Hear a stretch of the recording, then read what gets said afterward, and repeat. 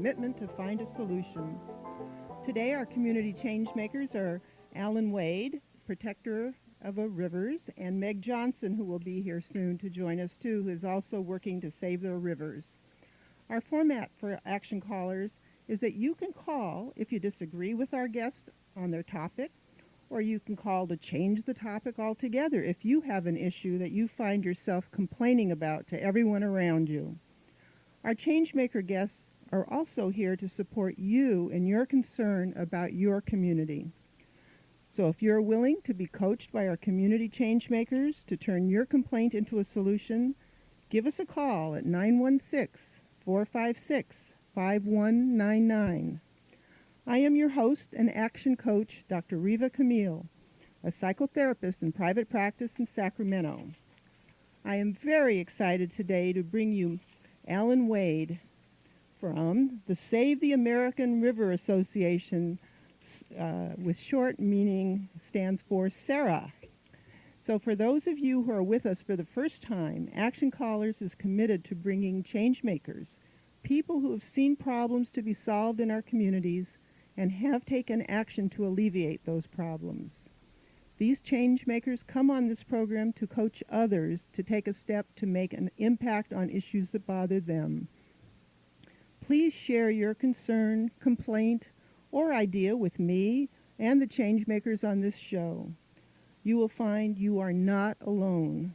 We will support you in taking your first step in turning your complaint into an action that might impact that problem. I urge you to call right now and share your ideas and concerns with our changemaker, Alan Wade, from the Save the American River Association. So get your pencils and paper to jot down phone numbers and people who might be helpful to you and your concerns. Call us at 916-456-5199 and let us support you. We, our changemaker guests, our listeners, and myself will be your team for supporting you in taking your first step to turn your complaint into results. So call us at 916-456-5199 to help turn your idea and complaint and wish into something that will make a difference to this community, our planet Earth. So tell me, Alan Wade, what got you to begin to take part in community action? I know you're the president of the American River Association, and what had you do that, or had you started earlier in your life taking on projects? I'd started much earlier. I was in social work education, higher education. I was a professor at CSUS for 27 years, and before that I was in Chicago, where I was a community activist. What kind of things did you do there? Well, we marched and we picketed and we were involved in the civil rights movement and welfare reform, and we went to meetings and we made nuisances of ourselves, and we got on television and radio and talked till we were blue in the face. Mm-hmm. And did it make any difference? Well, we don't know. Maybe to some extent, yes. I think we did make a difference. Did it make a difference to you? Yes. I think it was very important to me. And in what way? I think I kept out of trouble that way by being involved in serious issues of social change, and I. You didn't get in trouble for picketing and doing things like that? Well, I think a lot of people have regarded me, and of course many others, as too strident or too outspoken, but that's all right. That goes with the game of activism, I think. Did that hurt your feelings when they would say that about you? No, it just makes me defensive. I try to explain that these things are necessary and important, at least we think they are. But after I retired from CSUS in social work, for many years actually, I loved the Lower American River and used its benefits. We call it the crown jewel of Sacramento. Many people say it's the best thing about Sacramento, the Lower American River and its parkway. And I felt a little guilty about spending so much time on the river. fishing, hiking along the river, running along the river, riding my bicycle, and kayaking, that I approached a friend of mine, Frank Cyril, who for many years was president of the Save the American River Association, and asked if I could help. And since that time, I've found that water politics is far more complicated than human service politics ever was. In what way? Well, I think there are many similarities, of course, but I think perhaps I could start with the old hackneyed California phrase, which is in California, whiskey is for drinking and water is for fighting. Oh, that's interesting. And what that means, of course, is that water is a terribly important commodity. It's important to everyone all over the world. Everyone knows that water is the basis for our life. We don't live without it. But the issues concerning the obtaining of water and the proper use, the proper use of our water supplies is particularly exaggerated, I think, in California, because we have, of course, on the one hand, so many people, and we also live, well, many people don't think about this, but we live on the rim of the great American desert. And our water supply is almost entirely dependent on the rains that come from the Pacific Ocean, which turn into snow in the mountains, and the mountains of the Sierra serving as a huge reservoir of water, which, if it melts slowly enough and gradually enough and has enough fallen in the form of snow in the first place, will provide us with an adequate supply of water. Well, you know, as a kid, I grew up in Southern California, Mm-hmm. and yeah, I was very aware of the desert real close by. And there was fighting about water even when I was a kid in the 30s and 40s and 50s. And San Francisco was always the enemy because they wanted our water. I remember hearing them say. And that's right. I still, at that time, we were short of, or needed water, and we had so many million people. But now we have so many more. I can't comprehend how there's any more water to serve all these new people who've been born. There won't be any more water. There won't be any more water. Doesn't rain a lot So all far the as I time. know, water is a commodity that that's in more or less fixed quantity. In other words, we don't know how to create it. We can't create it. We can't. How about from the ocean? Well, we know how to remove the salt from water, but to make it potable and useful for irrigation, but we don't know how to do that in ways that are economical. That's my understanding of the matter. And consequently, we are dependent totally upon the water that's underground, and there are some supplies of water in the aquifers, and on the rivers. Okay. Listen, if any of you are listening and you have questions like I have about where water comes from and why it's so important, give us a call here at 916-456-5199. We have an expert who's been studying the river and who's been taking part in the politics of the river and who has been very active. So give us a call right now. There are probably some more questions that I have that I'm very curious about, but I interrupted you, Wade, Alan, and please go ahead. Well, I think many people may wonder why the name SARA, which stands for Save the American River Association, and why do we need to save the river? That would be a very good question, which I will ask myself if no one thinks of it. Okay. And I should point out that SARA was formed as a local organization by a group of local activists in 1961, long before I was on the scene. And I've only been with SARA for about 5 years. I'm really a newcomer, so I've inherited the knowledge, or some of the knowledge, of many of and the commitment of all the people who've come before me. Who were some of the original people? Well, Let's give them some credit. Jim Jones was one of them, and he is still a member of our board of directors and very active in river affairs and very well informed on river affairs. Bill Reevely, who is now deceased, was an important member of our board for many years and one of the original activists. Frank Cyril, who is our president emeritus, is very well known and has been involved in protecting the river and in many other organizations having to do with the river, including the Lake Natomas Task Force, for many years now.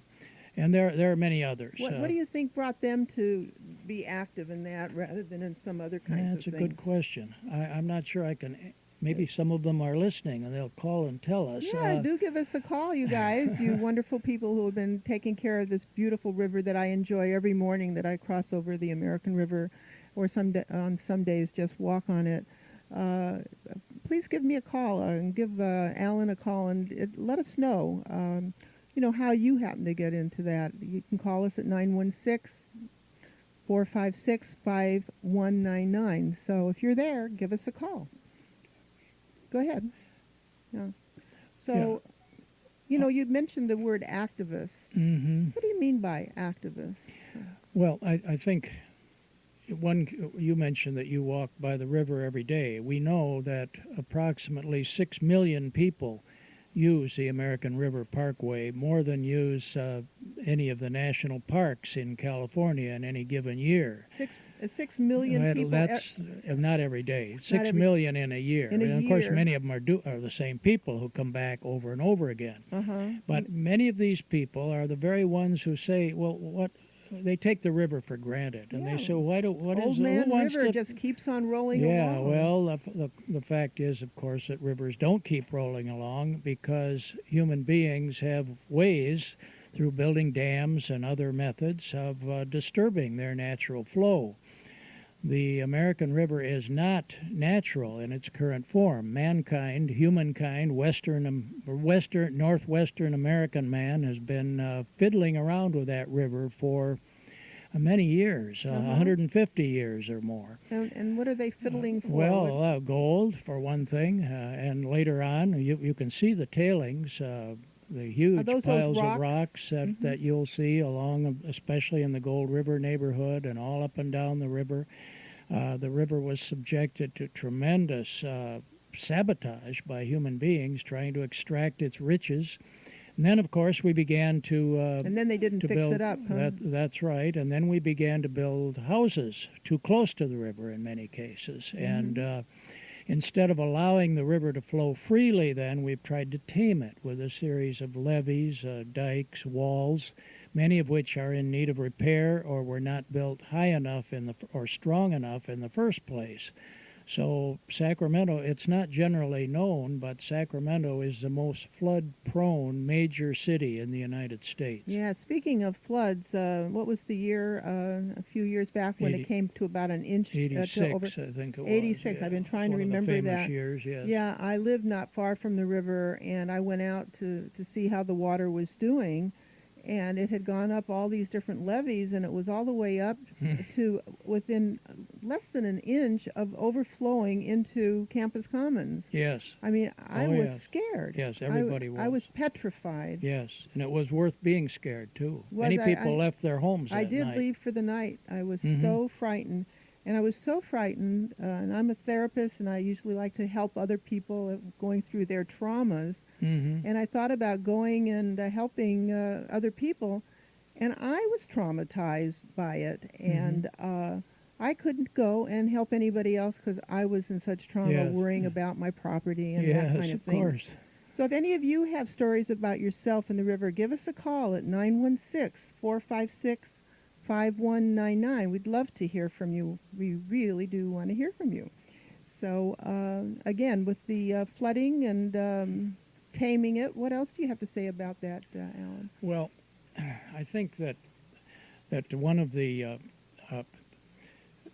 things that is happening is that because our population in California, and especially in this part of California, will be increasing so drastically in the next 10 years. The population? Yes. What are they expected to be? Oh, I'm not very good at figures, but it's going to be. We're going to have well over 40 million. We expect approximately 15 to 20% increase in the next. and we in the next few years. And there are some think it's a very grim scenario, which it may be. But on the other hand, there are a lot of things we can do to distribute the water that we have more effectively and more fairly, and to conserve the water that we have. So That's not a popular subject because I think many people in Sacramento, for example, Sacramento doesn't have water meters. We're one of the few cities in the country that don't have water meters, and our city charter says we shall not have water meters. That was written somewhere back in the 19th century when we thought foolishly that there would be enough water forever. Yeah, who could have imagined so many millions of people being on this part of the earth? Right. And so conservation is one method. Water meters is only one part of it. Agriculture, for example, has to bear its share of the conservation burden in the next few years. Homeowners have to bear their share. A large proportion of many of our water districts, for example, use most of their water supplies are unfair and unusually large proportion go to water golf courses, and there's more being built right. every year here in Sacramento. Right. And I don't want to get in trouble with golfers, but I we think have you to. Already did. At one point, we're going to have to weigh that against other uses for water. Yes. Agriculture, for example, many of the crops that we grow are major users of water, and one has to ask whether, for example, is it important that we grow cotton in California? Cotton is a major user of water. Why? I don't know why we have to have. I'm not even sure we have to have rice. I think it was years ago when I was taking geography. It was the major crop in California some years ago. I don't know that it still is. I don't understand the economics of that. Wiser heads than mine will no doubt tell me that we have to have cotton and California has to produce it, probably because we always have. But alfalfa is another major drinker of water.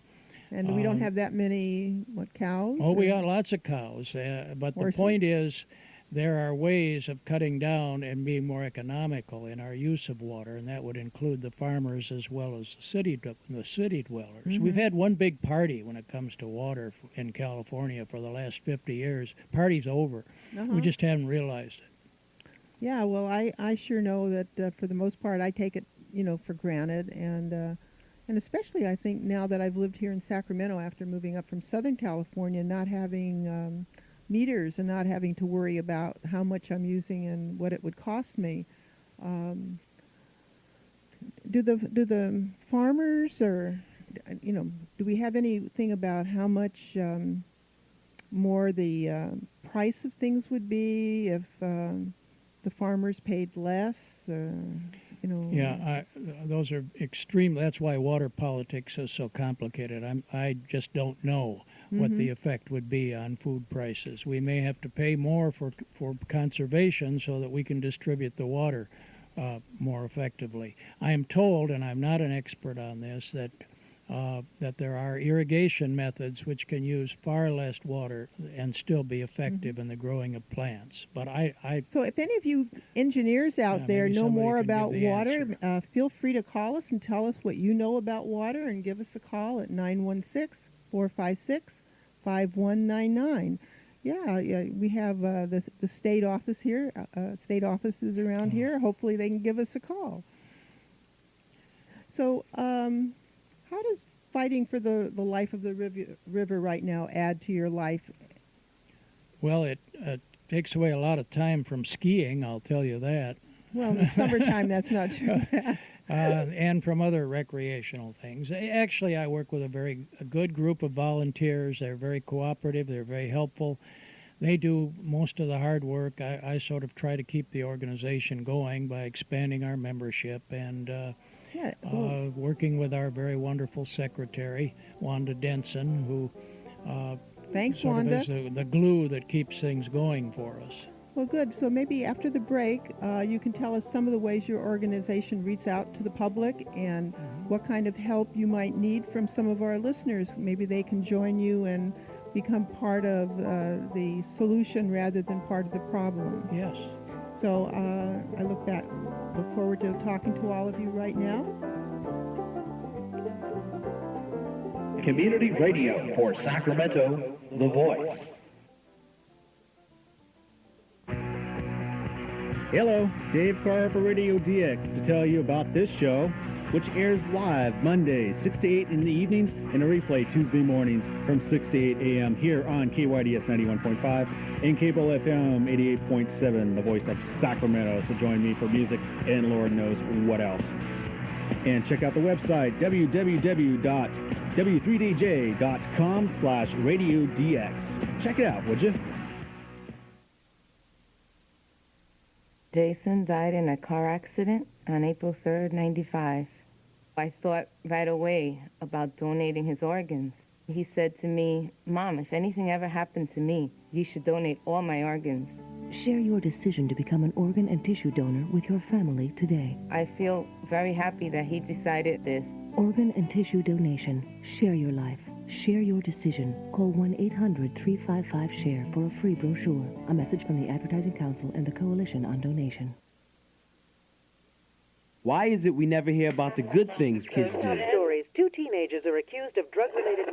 Newspaper reports show that 65% of adults have a negative opinion of teenagers. A shootout downtown leaves 4 teenagers dead today. It's time for teenagers to get noticed for doing something right. Get involved in crime prevention in your community. Tutor, mentor, volunteer, and let's start proving everybody wrong by doing something right. Call 1-800-722-TEENS. A public service message brought to you from the Crime Prevention Coalition of America, the U.S. Department of Justice, and the Ad Council.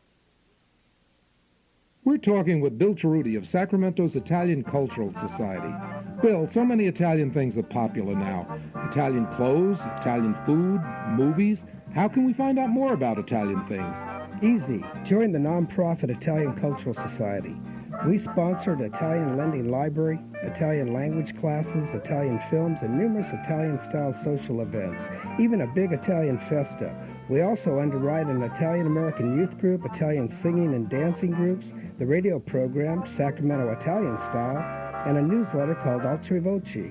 Do you have to be of Italian ancestry to join? No, just enjoy things Italian. How can you find out more about the Italian Cultural Society? Call our hotline.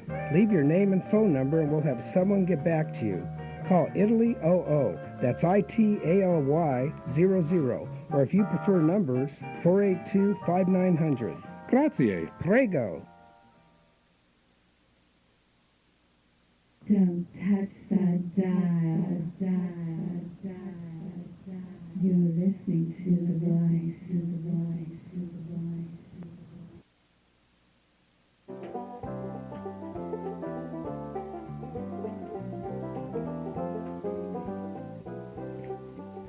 Okay, we're back on Action Callers, and I'm Dr. Reva Camiel, and I'm here with Alan Wade, who is the president of the Save the American River Association, and he's has a lot of ideas, and he's had a lot of experience, both of enjoying the American River and also trying to save it for the next generations, for our grandkids. So what do we need to be afraid of right now, Alan? Well, let me tell you a bad dream that I have every now and then. A recurring nightmare. You're a counselor. You can maybe help me with this. Kind of waking dreams? Yes, it's come at night too, but every now and then I see myself being driven in a car on a rapid freeway called the American River Freeway.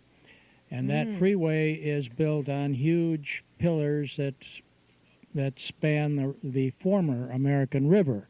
Now, it turns out that for many years before this time, the American River that we're now driving over in a freeway, now dry, was a series of vernal pools. Whoa.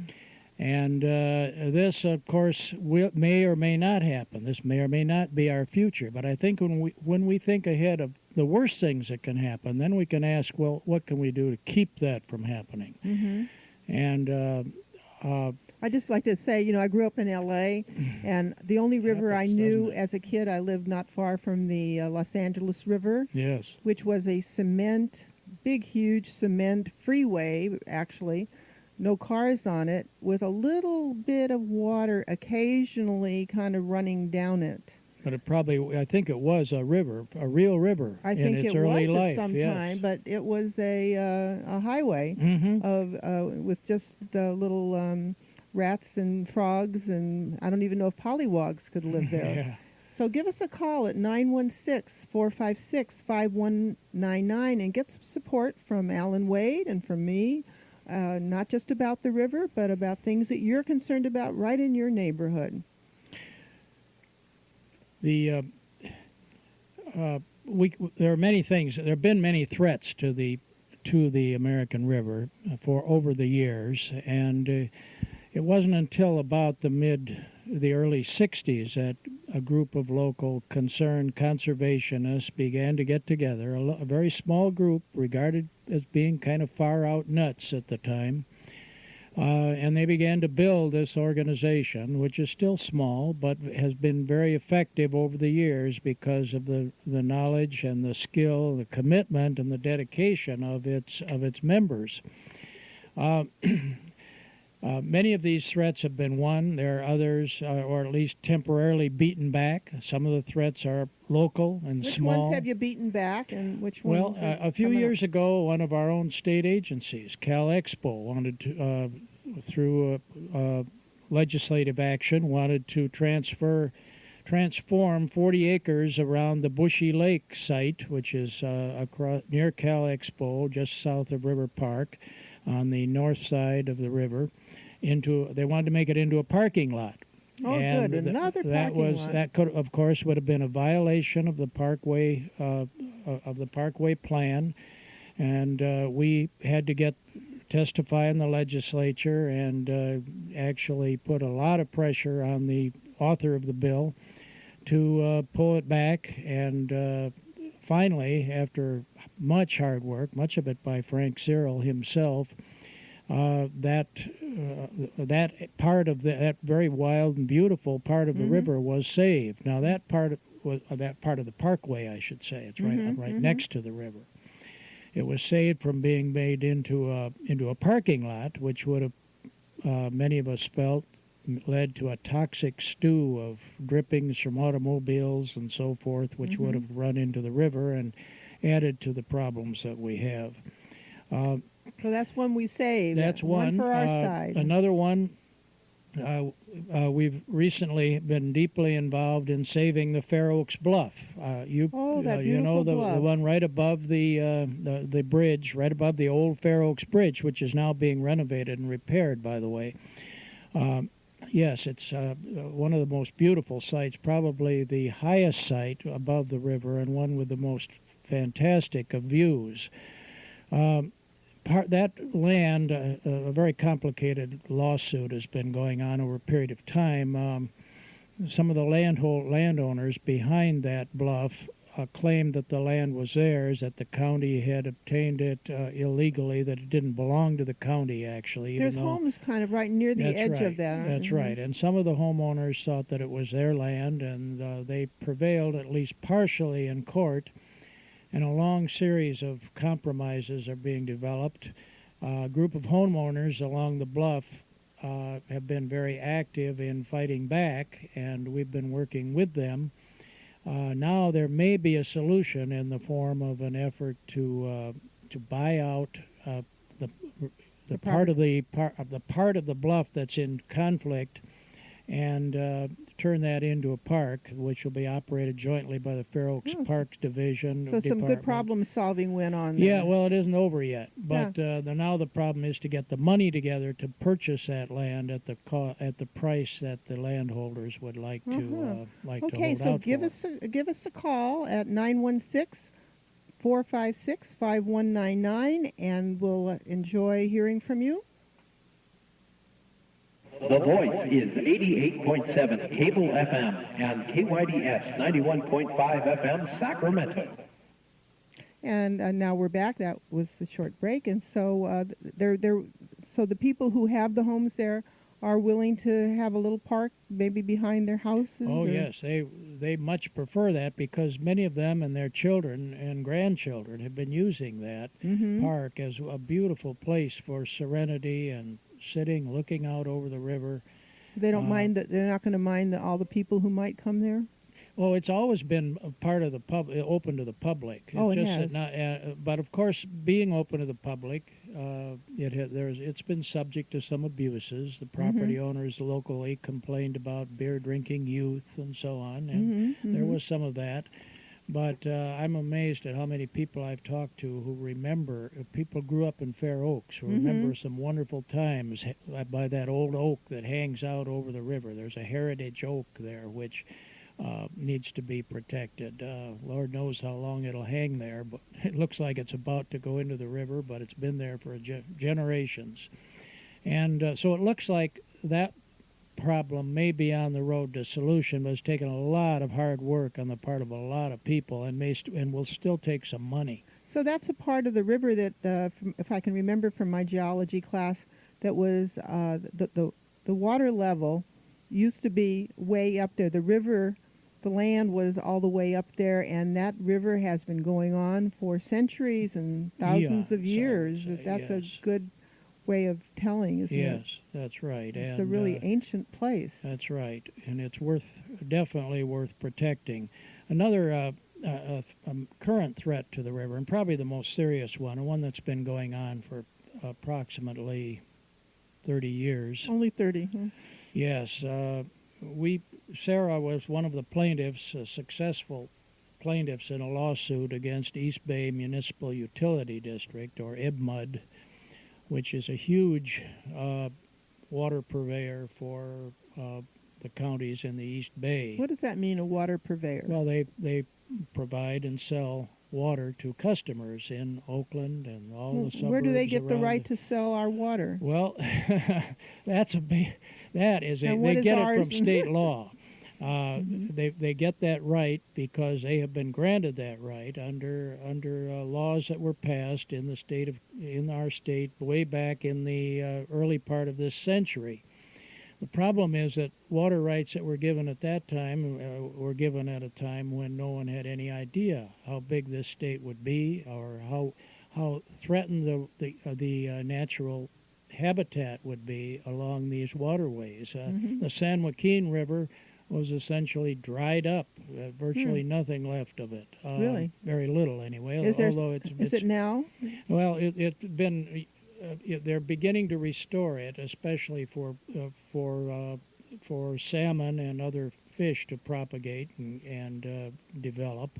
But it's been a long, long fight, and it's hardly even begun. Well, now, our river, one of the things that many people don't know is that in dry years, the Bureau of Reclamation, which runs the dams, which is a federal agency, runs the dams which control the flow of the river, and they are able, under the law, can allow the flow to be as low as 250 cubic feet per second. Got no idea what that Well, looks you like. can imagine, I think during the 86 floods, it was flowing at about 26,000 feet per second, and it could go much higher than that in a really serious flood. I'd just like to say, any of you that are listening in right now and you're getting mad about how our water has been taken care of, give us a call and let's see if we can find a place where you might be able to use your energy. Give us a call at 916-456-5199. We do want to hear from you and, maybe turn some of our messes into something that works for all of us. Yeah, what about water meters for Sacramento, for example? Don't you get mad like I do when you try to save water and you look down the street and your neighbor is pouring it into the gutter without paying any attention to what's happening to it? Yeah. You're paying for his water. I do get mad. Yeah. And sometimes I forget and I run my water. Well, you'd I'm forget bad less too. if you had a meter. I think I would be better. Yeah. But that's a very controversial issue, which we will have to deal with in Sacramento. Most politicians aren't willing to deal with it because they're afraid they won't get elected. But yeah, who are they afraid they? Oh, you mean people don't want? The mythology is that Sacramentans won't sit still for water meters. That they do not call want in if you think you don't want to pay some taxes for water. or pay for well, your we pay water. taxes, I but know, we but all pay a flat rate, the same uh-huh. amount depending on the amount of people living in our house and so on. Mm-hmm. But that doesn't say much for conservation because no matter how much we use, we still pay the same amount. Uh-huh. So tell me, what kind of a person kind of appeals to you? You know, comes into your organization? You know, and who would find some things that they might enjoy doing? Well, some of our board members, for example, are lifelong conservationists. They're people who are professionals in the field. Felix Smith, for example, is a prominent fish biologist who probably knows more about salmon habitat than anyone else, or more than most people do, more than most ordinary people do. He's by far from being an ordinary person. We have so some of them are lifelong conservationists and scientists. Others are simply river rats, people that like to hang out on the river, people that live along the river, for one thing, and many of our members are people who live close to the river. We'd like to expand our membership more to include the vast numbers of people who find solace and comfort and strenuous play and mild play, people that take their dogs to the river and let them romp there. What we need to do is raise the awareness of people about the threats to our river. And what I didn't finish talking about East Bay mud before. But yeah, let's hear it. We won a lawsuit against them. But, yay for our yeah, side. but that was 10 years ago. Oh. And now they're back again. They never go away. They never go away. Mm-hmm. They believe in their heart of hearts, if they have a heart, that this water, that they should take their share of water that they have coming to them under a contract, which is in dispute, from the mouth of the Lower American River. Mm-hmm. The facility for doing that is already partially built. You've probably seen it at Nimbus. At the dam, there's a canal that goes right behind the CSUS Water Aquatic Center and flowing out toward Rancho Cordova. That is not completed, but they want to complete that facility and take a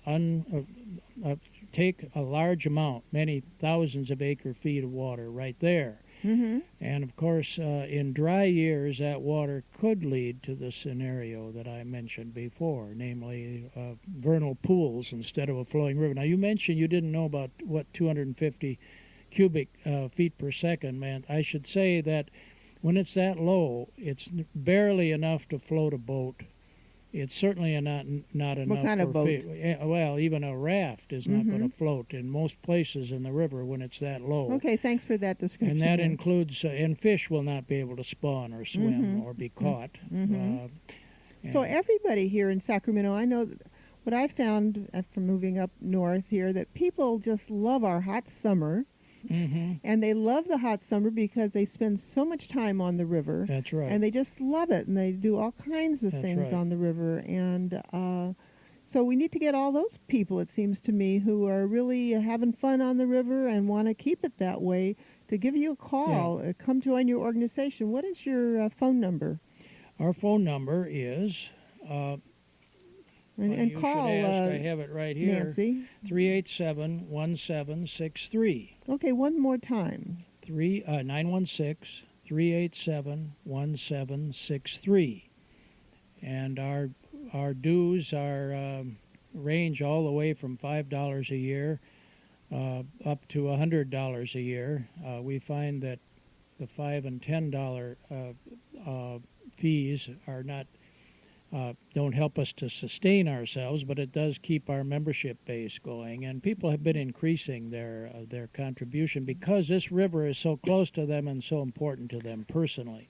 So good. So again, call us here at 916-456-5199 and call with your concerns, call with your ideas on how to help Sarah, the organization for Save the American River.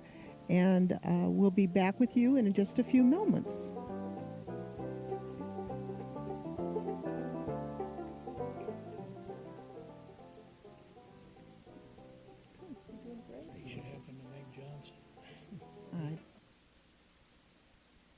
If you're between the ages of 12 and 18, you're invited to play our Name That Theme Song Challenge. Just listen to the following songs and try to identify the popular TV shows they come from. Number 1. Number 2. Come and knock on our door. Come and knock on our door. We've been waiting for you. We've been waiting for you. 3. Days go by. It's the bigger love. 4. Give it up. Give it up! You got to give it up for the brother! And 5. Sweet Valley, Sweet Valley. Now, if you can name 2, you know your TV. If you can name 3, you're a certified TV master. If you can name 4 or more, you probably need to get off the couch and get outside. Run, walk, jump, pedal, paddle, blade, board, kick, dribble, spike. Get up, get out. A public service message brought to you by the President's Council on Physical Fitness and Sports and the Ad Council. I'm into basketball. I'm really into art. I'm into photography. I'm into the environment. I'm into hanging out. Are you into it? Well, here's your chance to find out. Get involved with a volunteer program for kids who care. You can participate in whatever you're into, hang with your buds, and help the community at the same time. So, are you into it? If you are, then give 4-H a call toll-free at 1-888-77-YOUTH for more info, or check out our website at www.areyouintoit.com. I'm into everything. A public service message brought to you by 4-H, the Cooperative Extension System, and the Ad Council. You're listening to The Voice 91.5. Okay, so here we are back on Action Callers, and I'm Dr. Reva Camiel, and I'm here with Alan Wade, who's the president of the Save the American River Association. I was also wondering, Alan, there's another river that runs to the other side of town. Tell us a little bit about that and how it goes into the American River, or they meet, the other don't way they? Around. Yes, they meet at Discovery Park at the confluence of the American River and the Sacramento River. Sacramento River, of course, flows down from Mount Shasta area and all the way through Northern California, is much bigger than the American River.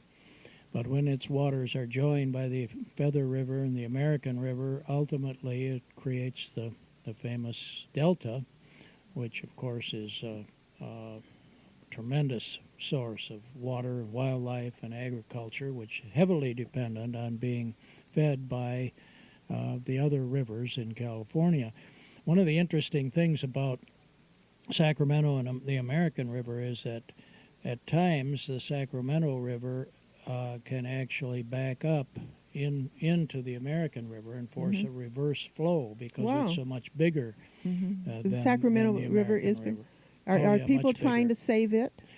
Oh, yes, there are many organizations that are involved in saving or trying to destroy the Sacramento River in various ways. The Sacramento River is more important, I suppose, to the economy of California as a whole than the American River. That's one of the sort of convenient things about the Save the American River Association. We are focused on the American River itself, the lower American River, the 30 miles or so that extend through our own parkway. So it's very tangible, it's very close, it's there every day. It's ours, or we think of it as ours, and we can go freely to and from it. We can stop there, we can walk there, we can walk in without paying. Can't drive without paying usually, but you can certainly walk in without paying. And you can ride your bicycle in. For miles and miles and miles. That's right. It's open to the community. In fact, it's probably, from what I've heard, it's the largest intra-urban or inside of a city river habitat. No, the total habitat and wild conservation area that extends.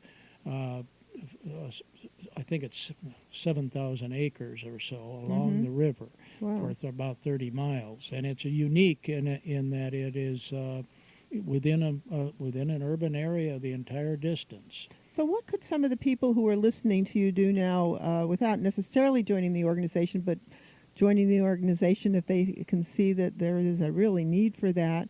What kind of volunteer work could you use help in? Yeah, well, we need help in a number of different directions. We need people who are willing to spend time going to meetings.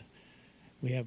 Why do they have to go to meetings? Because that's where the decisions are made about water in California. Can you speak up at these meetings? Oh yes. There are if I were to run, it would take me the next 15 minutes of this program to mention the names of all the agencies, federal, state, local, and proprietary or for profit, that have something to do with the rivers in California, and even right here right here where we Sacramento? are today. Oh yes, it's unbelievably complex. It's a complex web, an interacting, sometimes discordant web of different public agencies and private. For example, we've had some success very recently, which will be celebrated next week with the Water Forum. Where's the celebration? Well, you have to be invited. This is for invited guests only at the, I don't know where it's going to be, but... secret place, somebody's taking, no, I don't think it's at all secret. It'll be a big, but you have to have a table of 8 in order to come. Oh. And this celebration marks about a 6-year effort on the part of county and city agencies and 57 different water stakeholders, as they're called, all of whom have an interest, a vital interest, in the American River.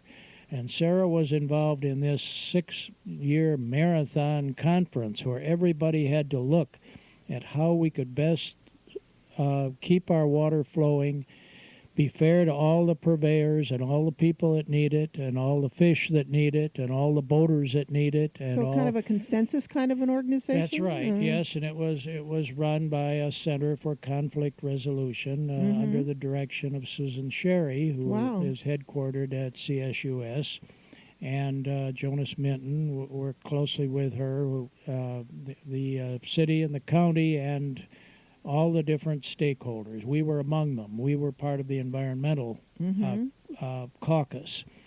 And we all had to give up something, recognizing that this resource is precious and in limited supply. It can't be What increased. did you have to give up that you had your heart set on?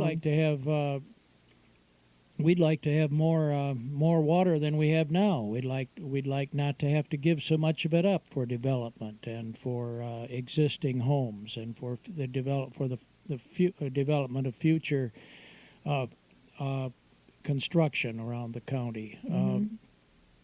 But we have achieved certain technical goals which have been helpful. For example, we've gotten.